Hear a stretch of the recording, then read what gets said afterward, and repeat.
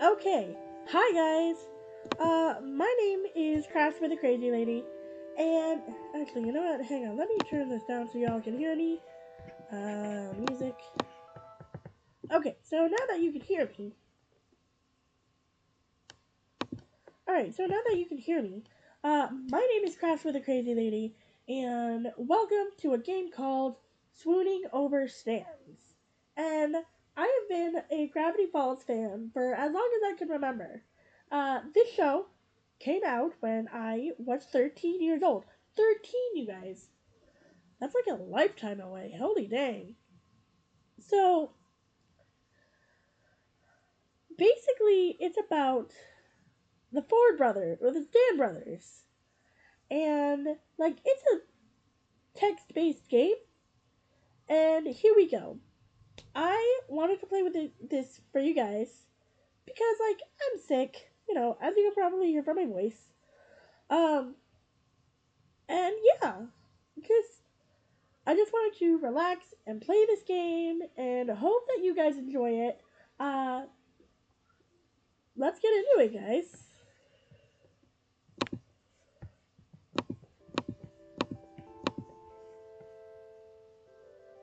Okay.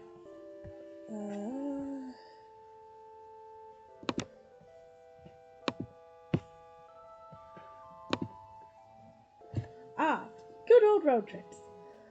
Full of promise and ripe with potential for adventure and soul searching and incredible scenery. Or at least that's what you thought before the novelty wore thin. As of now, your legs are cramping up, you're exhausted, your travel playlist twice over, and your stomach begs for something to eat. On top of all that, you're pretty sure you're lost. Driving through Oregon paints a picture of trees, and more trees, especially endless winding roads that you're taking up north. All that breaks the pattern is a sign that zips past with the words that you're just able to make out. Gravity Falls. The road continues on giant redwoods looming on both sides. You find yourself anticipating something because as you drive, you can feel it. Something strange is bound to happen here. Something weird. And that's when it happens. Your car picks up speed. Oh no. The change came out of nowhere, and you quickly put your foot on the brakes, but horrifyingly, the car seems to be driving of its own willpower. Trying to stay calm despite the welling in your chest, you pull the emergency brake, only to find that the car resists and keeps moving forward, like something is pulling. The car begins to rattle. The wheels creak against the country road, and you're screaming until crash! Oh, the artwork is beautiful, guys. I love this. Like, seriously. There's smoke. Why is there smoke? You cough and fumble for the door and manage to undo the lock before the door is wrenched outward from your grasp. Something lands on your hand and on your shoulder. A hand. Are you alright? Good Ford! I'm such a huge Ford fan, you guys. A man stands at your open car door. A hand on his shoulder leads to tilt your head up. He pulls a flashlight from his coat, shining it in your eyes. Two blinks, and he lets go and your chin go. His eyes turn over the rest of you, looking for injuries. Still stunned, all you can do is watch. What's your name? Okay, I am going to put in my regular name.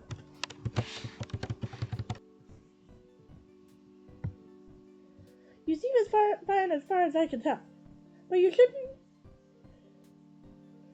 head back out there anytime soon. Where on earth were you driving to in such a hurry? You open your mouth to explain when a voice calls from inside the house. Poindexter, this better not be one of your experiments again. I've had this place rebuilt too many times to... The owner of the voice walks out of the house and stops, slack-jawed at the side of your car and the side of, well, you're guessing, his house. You must have hit your head earlier because you swear you were seeing double. Sweet Moses, Ford, you've done it this time! What? This had nothing to do with me. I was testing my magnet gun and it must have pulled this victim out of circumstance into the house. I suppose it is entirely my fault. I am incredibly sorry. Reassure him. I think I'm gonna go with the Ford route because I'm more of a fan of Ford than Stan. Only because Pacifica had a freaking point when she asked, when did Stan get hot in the comics? Unsure of why this mystery man who just wrecked your car, you give him an awkward shrug. It's alright. No, I must have done something wrong. A wire mix-up, perhaps, or a potentiometer? I can't read. They're talking about your other mistake, Sixer. Oh, right. Hey, look, it's fine, alright? There's a dent in the hood from the shack signage and a crack in the windshield that looks like an ominous triangle. But, ooh, ominous triangle. Does Bill come into this? Like, come on! But I'm sure she'll still run. You try to start the car up, it sputters, and ultimately, nothing happens. You feel like crying. Oh. Well, let's call a tow truck for this unfortunate soul here and forget. I'll take care of it. You're right, it is cheaper to tow it yourself, Sixer. Get that magnet gun out again. No, Stanley, I am going to fix this. What? You fix this mess? I've figured out a few alien vehicles in my time. Nah, you kidding me. It gotta take some sort of miracle worker to bring this baby back to life. And this miracle worker is on vacation. Stanley, a moment? There they go! Ford and Stanley turned away, and you're left to your thoughts. Who could anticipate a car accident like this in the middle of a road trip? You can take care of the car, but how are you gonna get home? They run buses out here, right? So you take the bus out of here and then Ford clearly starts shifting a little awkwardly in place. Seems like they finished their talk. She looked nervous. So there are a few suggestions. My brother, Stanley, could drive you out to town to find a place to stay for the night. Or you could stay the night here. We have some maps and information you can look at in the gift shop, and in the morning, we can help you with your car. What do you say? Just as you're about to answer, another high-pitched voice comes from inside the house. Uncle Stan! Picture this! A whole week of... Oh my gosh! It's Mabel! Yay! I love her! She's one of my favorite characters. The girl that runs out of the house comes to a halt at the side of your car. Oh, great. Uncle Ford? What is that everyone automatically thinks I'm at fault? Well, this time it is my fault. But I've invited Rebecca here to stay with us for the night, if she'd like. I'm sure I can fix this. I just have to figure out how. Stanley sighs. I can take a look. Being on vacation is pretty boring. And the old Stonemobile hasn't needed a tune-up yet, so it wouldn't be too bad to work on something like that. I cannot read for some reason today. In the meantime, thank you, Stanley. I'm sure I can put something together from the gadgets I have laying around, if you need any specialized tools to help you with the job. Let me introduce myself. I'm Mabel. You can ask me anything.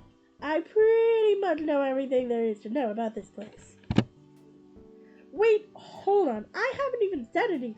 I appreciate your offer to let me stay. And to repair your car. Yeah, it'll be good and new in my hands. I mean, look at the Sandmobile. She's been through the ringer. Who knows how many times? And she's still a beaut. He points out to a red car in the distance away. You can't really see how beautiful it is at this distance, but he sounds really confident. This turn of event is fortuitous. Free repairs, free lodging. There's no better deal to be found. And if things don't work out, the town probably has some sort of auto repair shop you can head to instead. Well, I accept the offer. I accept. Thanks for the help. My apologies again. What an embarrassment. I must have made such an elementary mistake. As the pilot sees you inside, Mabel leaves her number in your phone for you to call her whenever.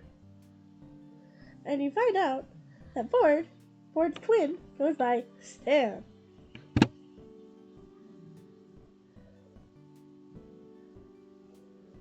Oh, I think I'm taking the Stanley route. I think. Because I started this game in my spare time and got into a completely different scene. I think, maybe. This part of the house. But just outside that door is the Mystery Shack. Hey, have you heard of the Mystery Shack before? I wanted to, actually. I saw a bumper sticker while I was on the road and got curious. You're interrupted by a loud, triumphant, "Ha!" The bumper stickers were a good investment, and Sixer says they're too plain and graphically simple, and don't even have the address on them. Stanley knows. How is anyone supposed to find this place to attract customers? Sixer, did you hear that? Well, they are graphically simplistic. I don't know how she found the place, let alone what is the Mystery Shack, but it's compelling. I kind of liked it. See, he kind of liked it. Hey, I like you, Rebecca. How about I give you a tour sometime tomorrow? Regular price. Tomorrow? Then I'll have to squeeze all my get-to-know-you questions in today. Rebecca, tell me, Tapper Beer, yes or no? At the moment, a boy passes in the hallway. At the far doorway, and Ford calls out to him, "Dipper, my boy, I'm surprised I didn't see you run out to the scene of the crime." It's Dipper! I love Dipper! I love him! Crime? What crime? I have an alibi. I swear. Oh, you have someone with you. Hey, I'm not suspicious at all. Did you guys see that car on the side of the shack, though? For a second, I thought the Manitars were back with a grudge. Yes, Dipper, about that. Meet Rebecca. I've stranded her car here by accident. Yes, about that. She's here from the time being. Sorry, you stranded her car here? You crashed it? Yeah, the Essen shack fell on it and everything. The windows were cracked. One window, the windshield. And Rebecca was lucky enough to make it out alive. She's fine. Thankfully, the magnet gun's rather safe, despite never having been tested in a formal setting. Yeesh. Do you not, take safety precautions or anything? Well, actually, the irony of the situation is that I was trying to install a safety precaution. Hey, if you two are done with your nerd talk, I'm gonna get Rebecca set up. Mabel, sweetie, why don't you show Rebecca around and let her stay in the storage room? That's still empty, right? I'll make it empty! The rest of the day, Mabel shows you the storage room, and you'll be staying. And then the kitchen, and then the living room, and then the hallway, and then the bathroom, and pretty much a comprehensive tour of the mundanities of a regular house. Eventually, you find out the family is more extended than you know. The decorative dollies make sense. Make a lot more sense than when a grandmother normally lives here, and her grandson, Zeus. Or was it Zeus? Whatever the name, you look forward to meeting him when he comes for work tomorrow in the morning. When you go up to the attic, open the door to reveal Dipper, his nose stuck in a book. Like normal. But you catch him occasionally scamping you as he pretends to read. The next member of the family snorts up at you from Mabel's bed. A rotund pink pig, who Mabel declares is your best friend and partner in crime, Waddles! I love Waddles. The two are a pair, perfect match, right down to the chubby cheeks and boopable nose. In the evening, though, you'd still be in disbelief over the state of your car, the family dinner, and after family TV marathon you've been invited to made it seem like you were a normal guest rather than a forced circumstance. Returning to the storage room Mabel had shown you earlier, you find an air mattress waiting for you, and more pillows and sheets than a summer night warrants. And the next day, you wake up to the weak glare of the sun streaming in from a small window in the wall. You can't remember your room having this kind of feature, or any hotel or motel, for that matter. Then, yesterday comes crashing back to you. You glance at the time to see that you slept into the afternoon. Experiencing the accident yesterday must have really tired you out. Despite having been assured yesterday evening that you were free to anything in the fridge, you still feel like you're imposing on the possibility. And try preparing as polite a guest breakfast as you can. You wash your dishes in the sink before you leave, and just when you're about to exit the kitchen, you bump into Ford. Yes, from yesterday, of course. For a good solid moment, Ford regards you in awkward silence. ... 4 dots. Ford clears his throat. I believe Stanley is taking a look at your car outside, if you want to be there for her. You give a nod, and to make to leave, for real this time, when Ford speaks up again. And Rebecca, sorry for the accident. If I'd wonder about, well, let's just say it's entirely my fault. And you shouldn't have to worry about this at all.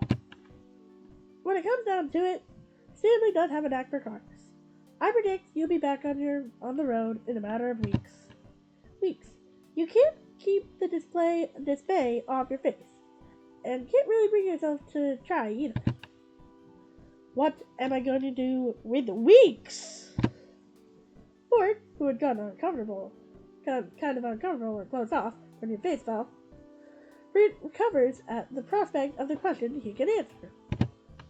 Well, there's a town to tour, of course, and the Mystery Shack. But if you ask me, all that pales in comparison to... Hold on, do you hear that? Ford to the kitchen doorway to investigate. Sounds like... Ha! Oh, yay! This is the fourth round. I think. The sound comes again. This time, you hear it as well. A squeal of a pig, followed by a pair of quick footsteps running down the stairs. Waddle tumbles past the open kitchen doorway, and Mabel comes into view soon after. A few sheets of paper clutched in hand. Ford quickly steps out of the way, and you follow to the doorway, getting there just in time to see the apparent tug of war between Mabel and her pig over a saliva-covered sheet of paper. The paper rips, and nearly toppling backwards from her efforts, Mabel quickly recovers, snatching the scrapped piece of paper from Waddles' jaw, lifting both pieces up victoriously. Ha ha! Mabel wins again! Now I just gotta find Uncle Ford! Ford, who'd run over and held a hand to steady this energetic child, and when she had been in danger of toppling over, now finds a number of crumpled up sheets of paper shoved into his hands. Mabel tugs urgently at his coat. Uncle Ford, you've gotta help me! Ford kneels down to face Mabel with a serious, though concerned look. Mabel, slow down. What's the matter? Dipper found a stack of pages from your old journals, and I walked in, and Waddles ran up and started eating one. He must have been chewing on it to warn me, Uncle Ford, because look! Mabel takes the ripped halves of the paper back from Ford's hand and joins them together, holding it up for Ford to see. I see. And you took it as a warning? Yes! It says here it eats small dogs, and Waddles is a small pig, but he sort of looks like a dog from a faraway distance. And Waddles must have feared for his life. Waddles seems to second this notion with a short snort. Or not, as it seems the pig is lounging adorably a short distance away in the hallway. You can't imagine what this dangerous predator could be. Some kind of wolf? Something bigger? You're suddenly not so keen on staying anymore. Remember the pterodactyl I told you about? Waddles was so scared that time. I can't let him leave my side. Pterodactyl? You suppose pigs are allowed in museums here? How about I finish that repellent I never got around to completing? That'll keep Waddles safe from harm. Mabel flops down on the floor in relief. Uncle Ford, you're an actual lifesaver. Waddles, you have nothing to fear. Ford chuckles, lifting himself out of the kneel and standing back up. Alright, I'll go get my recipe. Ford turns around to leave, and you suddenly remember that with nothing better to do for the weeks you're going to be here, it wouldn't hurt to get to know Ford. But he seems to know what there is to do around town. Anyway, and you'll need not to die of boredom in the first week.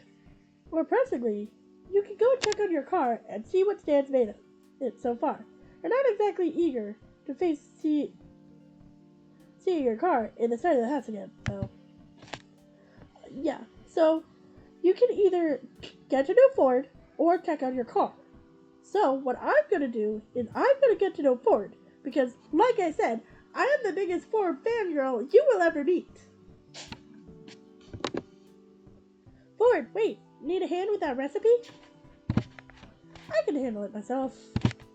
Are you sure you couldn't use a hand? Ford looks away, and then you followed his averted sight to Mabel, who just mouths something that you couldn't quite get. Then she looks at you. Looking her way, Mabel gives you a 100-watt smile and a picture of innocence. Ford rubs back of his neck. Yes, I suppose I could use some help, accept some help. And with that, Ford is assured that Ford is on the task. You spot Mabel rolling away with Waddles into the living room. Before we get started, I suppose I could give you an introduction. Rebecca, tell me, do you believe in the supernatural?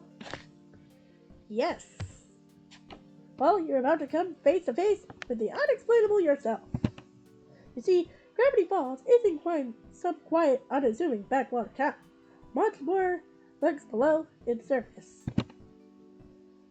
Ford pockets the crumpled up pieces of paper and gestures for you to follow him as he walks. You do and follow him through the living room into the gift shop. For example, you must have heard Mabel mention a pterodactyl. Most would say none exist in the living world today, but not. But I say, not if you know where to look. Ford reaches under the cashier counter and retrieves a packet of vintage-looking gum, inspecting it for a moment before slipping it into his pocket. He looks around and thought, hold on to my explanation for a moment. I need to retrieve some more supplies.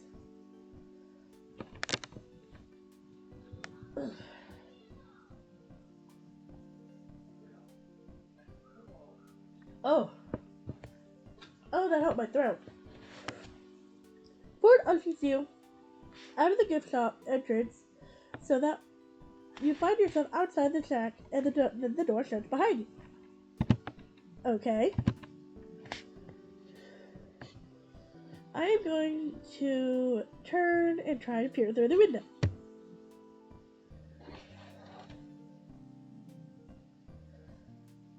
The glass is dirty enough that the sunlight hits it obscures your vision of the room within. You catch a dirty gray and tan blurry figure that must be Ford at the far wall. You lean in closely and step back before you leave a conspicuous handprint on the window pane. When you look back in, Ford is gone.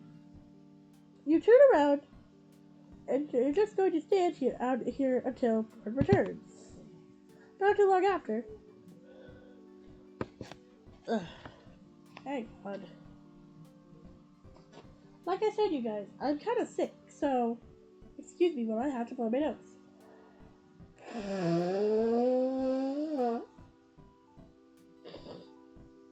Ugh, gross. Not too long after, the door opens behind you, and Ford joins outside, looking no different than before. He must have searched for whatever supplies he went in to retrieve in his coat, but the trench coat falls too naturally on his figure for him to be hiding much. I'm looking forward to what's underneath all that. I'm kidding. Where were we? Ah, yes. Ford pulls a pen and pad of paper from his coat and walking as he writes. Just as you're about to head out, he stops and smacks his hand to his face. Oh, shoot, 1 second. Ford hurries back to the house, realizing he forgot one important component to this adventure. A butterfly net. Before you get the chance to ask, he strides out of the house, obviously in no mind telling you what it's for yet. The pair of you walk past the shack, down to a well-worn path, into the trees surrounding the house, sunlight peeking between the pines. He double-checks whatever he scribbled onto the paper, and tucks it into one of his coat's seemingly infinite pockets. He stops and turns to face you with a definitive nod. My recipe calls for a sprig of lavender, 2 thin slices of ginseng, a drop of bat blood, a chunk of amber, and 3.5 millimeters of ink. He pauses, staring down at the path of thought. Obviously, I already have all those components on hand, so all except for one ingredient. A single moth's wing. For Mothman itself. You can't help it. You gasp. Ford glances at you, and you think you see a hint of a smile before he turns back to the path and continues along, the wind ruffling his hair. You see, Mothman is the very creature on that main that Waddle seems to fear. Using a piece of itself, it lured away, or at least lead it to believe that Waddle isn't for eating. I would already have completed the repellent years ago if I had managed to collect that wig. Was it too difficult? Oh, I just never got around to it. Besides, Mothman used to come back at this lamp I had lit out in the backyard. It seemed like it's such an innocent hobby that I had never had the heart to chase it off.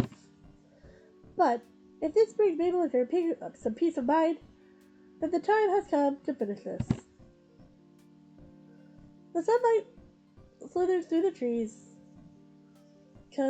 causing double shadows to across Ford's coat as he leans in the front of you. Let's see. How do you know so much about this stuff? I study anomalies. Anything unusual. Ah, man.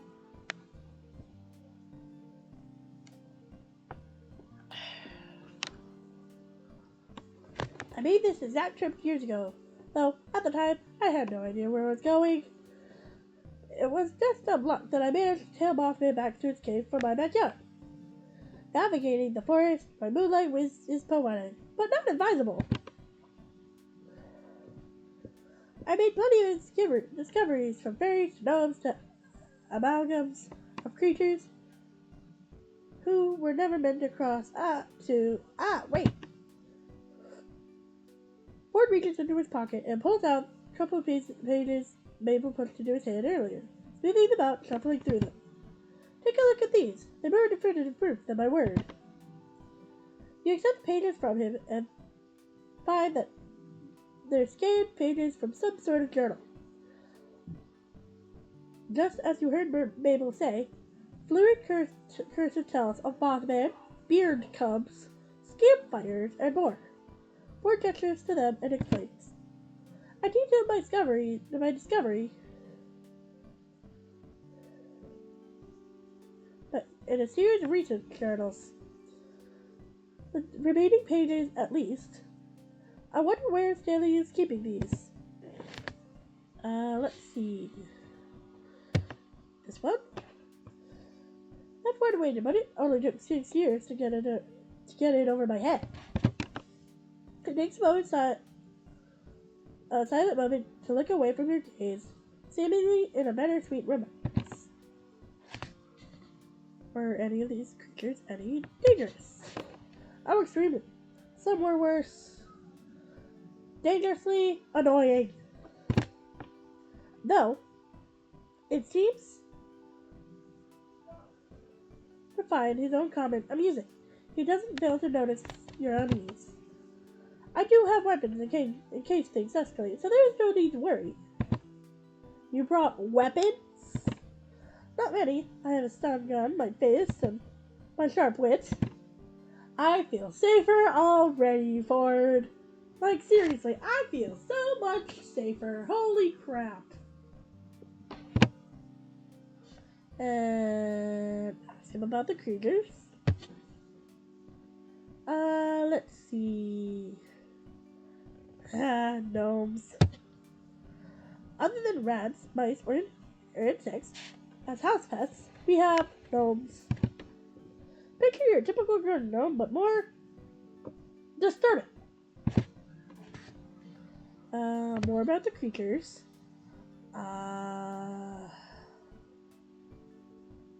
Leprechaun. Ford groans. You wait for further answer, but that's it.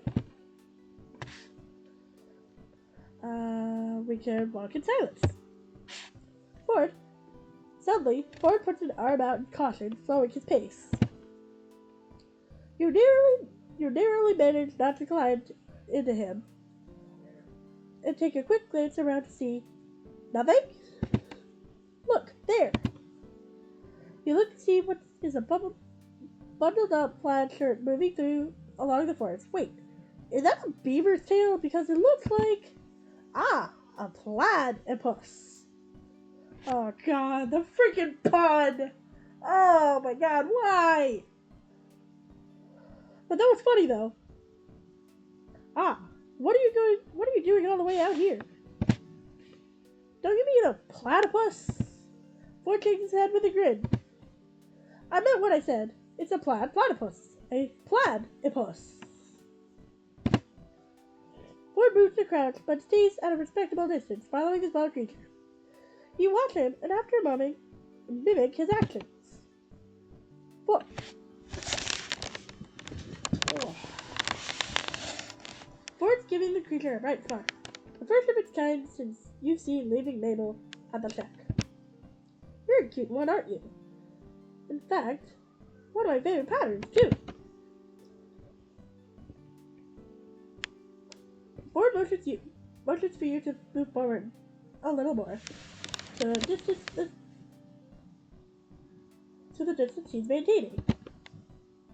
Well, if I were to rate the oddities that live in this forest on a scale from least annoying to most annoying, these little guys would get immunity. They have done nothing wrong, and I appreciate them for it.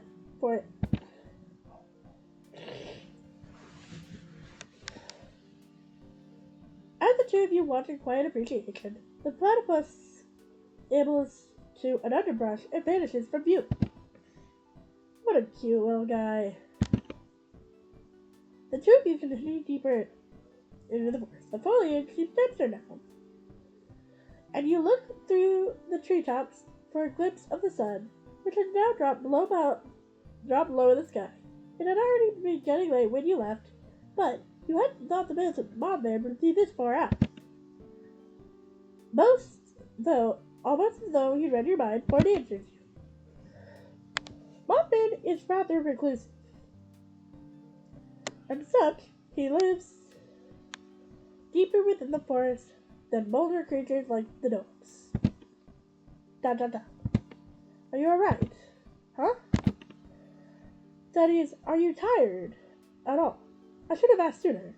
It's just been a long time since I've traveled with anyone new.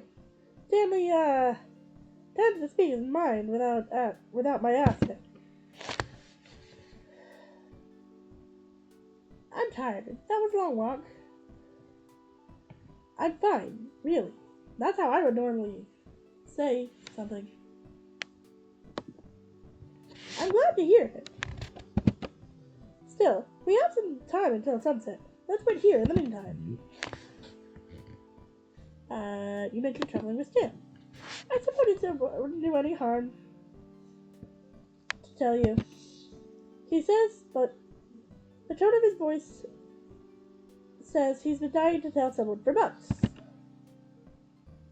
I've been sailing with Stanley around the world,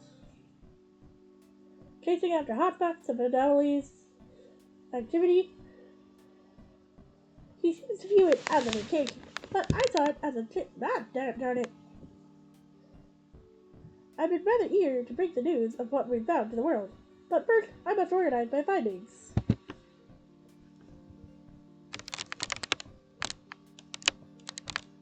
And if I'm honest, I still need some time to get back into the swing of things. It must be strange to come back home after traveling for so long, huh? More than you know. Ford laughs, shaking his head. Behind his glasses, his eyes were downcast, almost sad. You want to ask, but you decided to stay silent. Oh, here we go.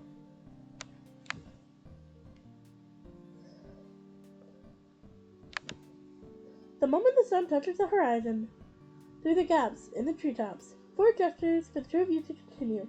You hadn't noticed, but you'd been resting within a short distance of a small clearing that holds a cylindrical stone marker. The stone marker bears intricate swirls to its surface. Ford reaches into his coat and produces a pack of gum from earlier, opening it, dumping the pieces out to his palm. Gum? Thanks.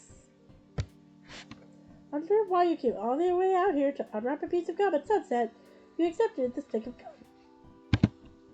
Ford puts the remaining gum into his breast coat pocket. He unwraps the now empty packet to reveal what he was hiding. A small piece of parchment folded up to act as a lighting. He smooths it out against the stone and holds it deeper into the orange-red light of the suns. You step closer to look over Ford's shoulder. The parchment holds a detailed drawing of swirls carved into stone, documenting every crack on the surface. As you watch, a golden cursive unfolds across the page, seemingly fueled by the sunset's warm light. Ford reads the words as they appear. Such a place Mothman doth rest, but please do not disturb his nest. If kindness be something thou refet, Ford lifts the parchment a little higher to prevent his shadow from obscuring the rest of the line. By following the danger, and turn left.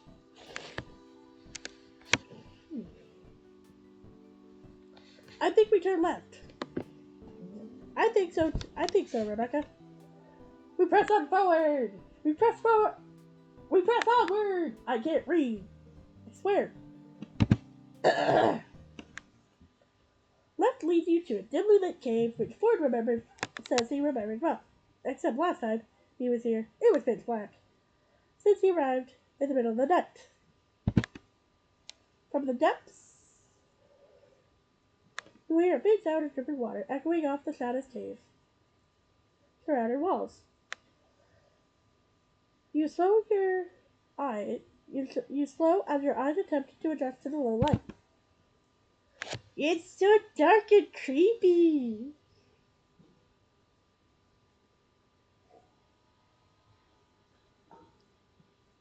Ford pauses in front of you, reaching into his coat for something. Hold up, I have a flashlight in here, somewhere. This cave has never received much natural light, you see, and, He rummaged further to see a couple of dice, a pad of paper from earlier, a quill. He has some custom pocket work things going on there, too. And you bet one of his coat's inner pockets has a pocket protector in it. Pen protector in it. Ah, here we go. At last, allow me to... Darn, out of batteries. Wait, I think I have one. You pull your phone out. You pull out your phone and turn on its flashlight. The light is small, but it does the job. Huh, you saved our eyes out there, Rebecca. I was about to pull out a matchbook. With your light getting in the way, you and Ford move deeper into the cave, which yawns wide around you. It isn't until the sliver of natural light from the entrance of the cave disappears and Ford speaks again. It's been years since I've been here, decades even, at this point, but I'll always remember the eye bats as one of my first discoveries when I arrived in Gravity Falls. How did you find them in the first place? One got into my house. See, I was making breakfast one morning and one managed to find my cereal box. When I poured the cereal into the bowl, it came fluttering out, agitated like it belonged there. The nerve! He still sounds indignant, even years later. As you laugh. I wanted to contain it for further study, but unfortunately he managed to get away. As I thought about it afterwards, its pupil had constructed against the light, unfamiliar of the bright light in the kitchen. So either it's nocturnal or it lives in the deepest, darkest cave in Gravity Falls. I found them easily after that. Did you manage to catch one? Somewhat. I came running through this cave with a butterfly net at my wits. I brought a working flashlight at the time. They all hid in dark corners. Once I turned the flashlight off, they flocked to me. I caught 18 of them that day, but it reminds me of the stealth uses of the rapid sound of picking claws against stone startles you. A shiver runs up your spine. The dark. You turn up your flashlight, 4 taps to your shoulder, and gestures for you to keep following, to move forward. Eventually, the narrow passage widens into a larger room. The dark shrouds the source of the dripping water, but as your eyes adjust, you squint to see a strange, winged shadow. A shadow with the eyes that glow red in near darkness like rubies. Your breath catches in your throat as a realization comes over you. Ford is apparently fairly close to you in the room When he speaks a few inches from your shoulder, you catch the shadow of his arm swing out in a wide arc, like he's introducing you to Rebecca. I'd like for you to meet the Mothman, he whispers. But even in the dark, you see him grinning excitedly at you. Ford looks between you and the Mothman, apparently hoping for a dramatic reaction. Your speechlessness seems to satisfy him. Don't worry, it hasn't noticed us yet. Here's the plan. You make contact with Mothman, and he puts out a butterfly net, a large lidded jar. Now where that came from within his code of mysteries is lost to you. We'll capture one of the hundreds of moths that compromise it. Wait, I get to touch the Mothman? The Mothman! You're heading in with the butterfly net? Seriously? Isn't this a little dangerous? I'm gonna go excited. Yes, it turns into 100 black witch moths. It likes experiencing a swarm of locusts. Surprising that when you're not expecting it. Remember, even just a light touch is enough. You steer yourself away, waiting for its signal. His hand coaxes you forward, and then it's up to you to decide how to make contact. I'm going to approach it with stealth. Sneaky, sneaky! You tiptoe forward, and the Mothman, remembering Ford's comment on the dark, trying to channel your inner stealth skills. Of course, that's the moment when your phone decides blasting Taking Over Midnight by Ann Sandra. You're confused before remembering that Mabel added her number into your contacts, but it must have made that her custom ringtone. Mothman turns at the noise and screeches, but before you can barrel into it, the creature explodes into 100 moths fluttering around you, getting stuck on your shirt, skittering around your face, surrounding you in mothy hell. Your task accomplished, Ford rushes into the large swarm of moths waving the butterfly net. With a few unsuccessful swipes, he tries swatting the more aggressive ones away, but there are too many. Nope.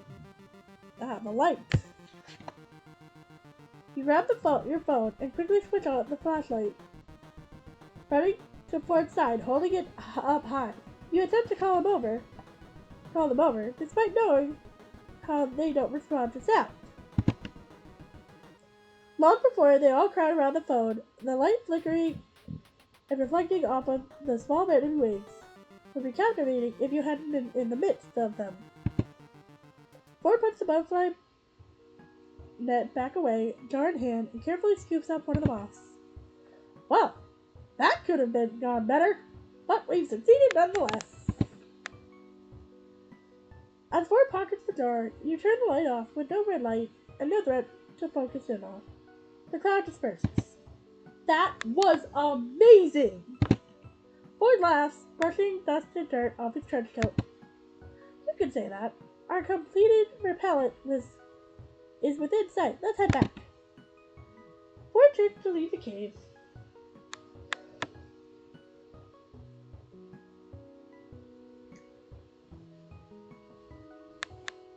He looks calm and content. You, on the other hand, are buzzing with energy and under an adrenaline rush.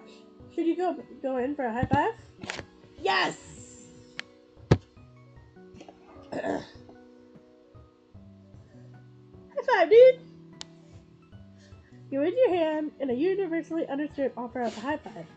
Ford pauses, then grins, high-fiving you. Or rather, 6. Because he has 6 fingers on each hand!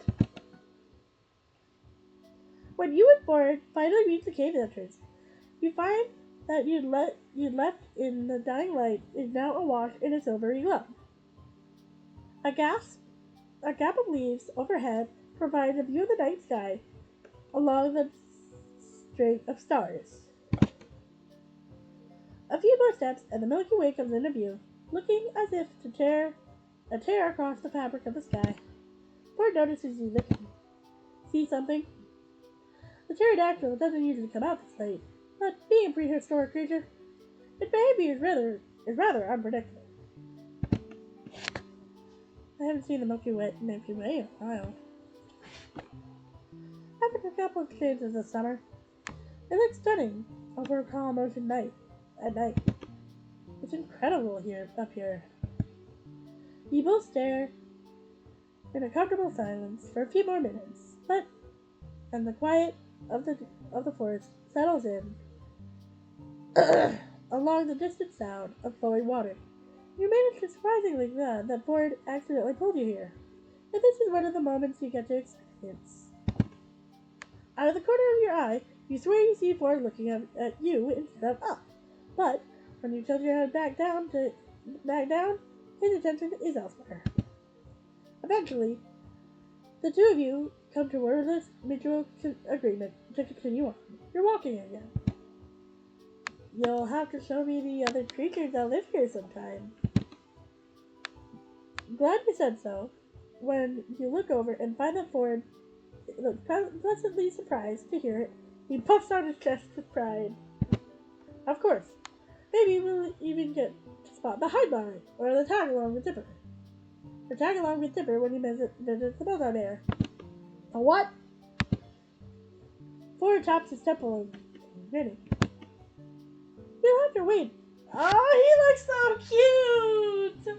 Oh, I love him! You'll have to wait until I show you to find out. I'm holding you to that. We have some time before we get back, if you're up for another walk. You must make a face because Ford looks back at you and laughs. We're not far, I promise. I just thought you might answer a few questions if you have any. Actually, I do have questions. You must stay in great shape if you do this all day. Ha! You know, actually, this sort of thing isn't part of my exercise regimen. Oh, look at the smile! I love him!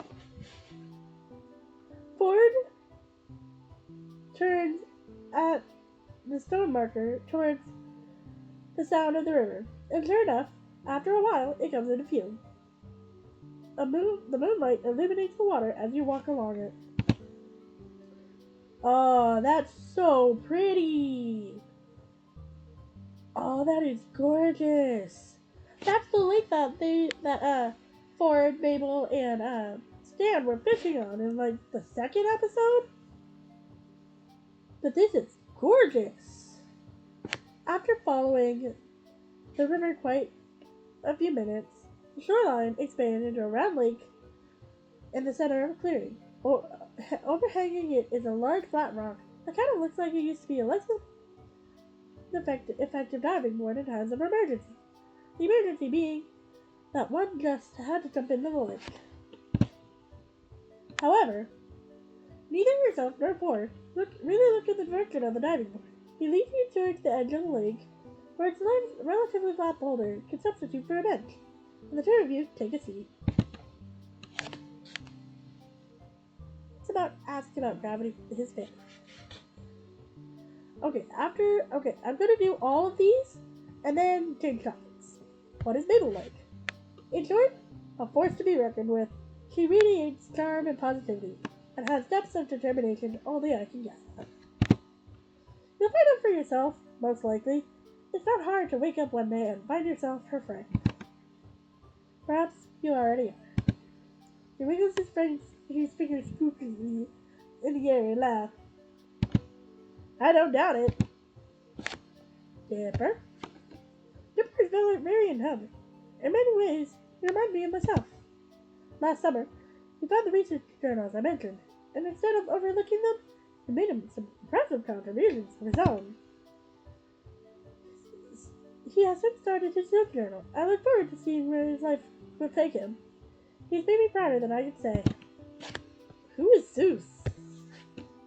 The handyman, Seuss. Well, I'm not sure what exactly he does, but Stan gave him the right to conduct his business with a shack. So he spends most of the days giving out chores, selling merchandise, and fooling the townfolk. giving no refunds, and the like. I may not have been around the original Mystery Shack very often while Stan was still running it, but I believe Seuss is doing the brand name good. So, what's Dan like? Stubborn, full-heartedly, a liar, and a cheapskate. But a true hero at heart. There's no one else I'd rather call my brother. Oh, that's so sweet! Ah, I love it.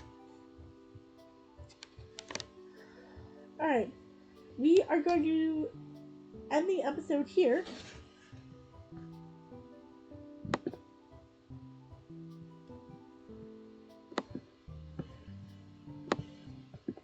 Okay, so we are going to end the episode here. And honestly, I love this game, you guys. So, like I said, I've been a fan of Gravity Falls for like ever. And if you guys like this video, this episode, please let me know in the comments because I love this game and will continue it. And we'll continue it in my spare time if you guys don't like it. Make sure you like, subscribe, and comment because I will be doing a series on this. Like I said, I hope you guys liked the video, and I hope that you guys liked it as much as I did. Well, that's all for now. Bye-bye.